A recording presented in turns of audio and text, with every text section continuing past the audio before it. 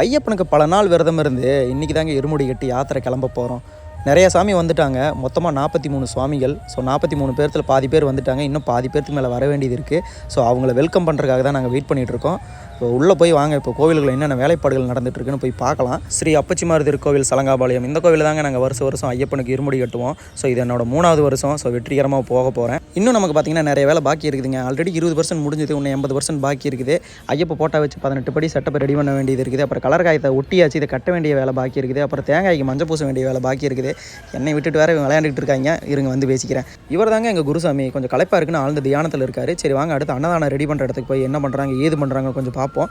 போய் பார்த்தா எல்லா வேலையும் பாதி முடிச்சு வச்சுட்டாங்க. நம்மளால் எதுவும் ஹெல்ப் பண்ண முடியுமா அப்படின்னு கேட்டேன். பட் நீங்கள் எதுவுமே பண்ணாத இருக்கிறதே எங்களுக்கு பெரிய ஹெல்ப் தான். அதனால் நீங்கள் கம்முன்னு போய் பொட்டாட்டோ உட்காருங்க போதும் அப்படின்ட்டாங்க. சரி அப்படின்ட்டு இந்த பக்கம் திரும்பி பார்த்தா 2 சாமி சமையல்கார ஆகிட்ட எத்தனை மணிக்கு சாப்பாடு போடுவீங்க அப்படின்னு கேட்டுட்டு இருந்தாங்க. இந்த பக்கம் போய் பார்த்தா அரிஞ்சு வச்ச காயெல்லாம் அப்படியே தூங்கிட்டு இருக்கு. அடுப்பே பற்ற வைக்கல.